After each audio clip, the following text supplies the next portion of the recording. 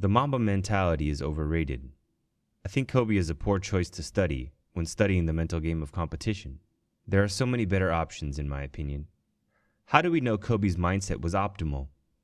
This is a hard thing to measure, right? Well, there are a million variables that influence winning. How can you be sure his Mamba mentality is the reason for winning? I'm sure Kobe fans will argue the Mamba mentality is supreme till their last dying breath, because that's what Kobe fans do. So let me make this an easier pill to swallow for those die-hard Kobe fans. How much of Kobe's success is due to his physical gifts? Being 6'7" and capable of 360 windmill dunks? Can you answer that question? It's a really difficult question to answer. If Kobe was 6'1" and couldn't dunk or shoot over the top of people, would he be equally as successful? Would that Mamba mentality still win him 5 rings? Who knows? Nobody worked harder than Kobe. So why is his free throw percentage a meager 83%? As you can see, these are a lot of difficult questions to answer, and it's not conclusive if his mental game is optimal. But what I do know is this. When you're 6'7" and can 360 windmill dunk, you can compensate for mental shortcomings with athleticism. Let's look at the free throw situation. As hard as Kobe worked, his free throws should be easily at 90%. I think the only explanation for this relatively low free throw percentage is a mental leak. Free throws are all psychological once you master technique.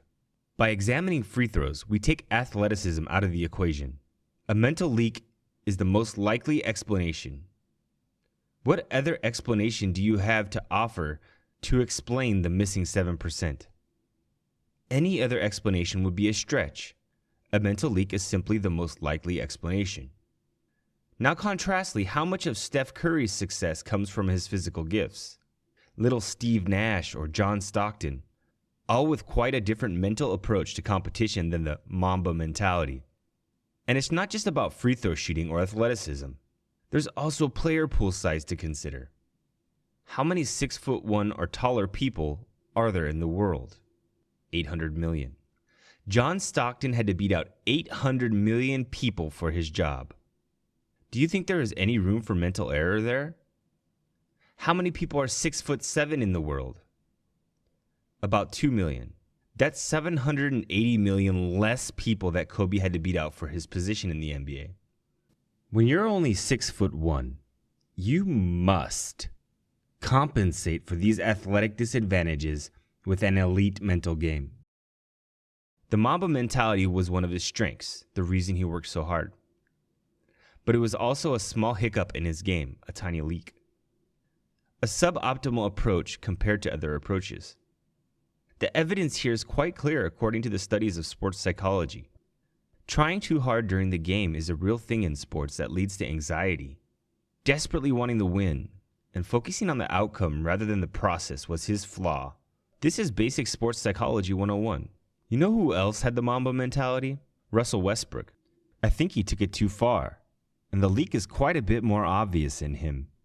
Contrastly, if you are a player that often operates at a low level of arousal, it might help to get fired up. That puts you closer to the optimal level. But few people suffer from this unless they are playing shuffleboard at the YMCA. More likely you are feeling nerves of stress, anxiety, and panic from over-arousal. Simply put, the fiery Mamba mentality approach can work, but it's better to be at the optimal level. It takes hard work to constantly place yourself in the optimal level. Mastering control of your mind, mastering your emotions, self-awareness, and discipline to make sure you are in that optimal zone as much as possible. This is a better mental approach to competition. And in most games and sports that don't have an athletic component, rarely will you see a Mamba mentality. These games are mostly mental, so you can't have a mental leak and get to the top. To get to the top of the mountain in these games and sports, you must have a perfect mental game. Or someone who does have a perfect mental game will easily beat you. And I have podcasts with some of these kinds of people on my channel. Go check them out. If you found this video helpful, help a poor YouTuber out by liking this video and subscribing. Thanks for watching. Bye.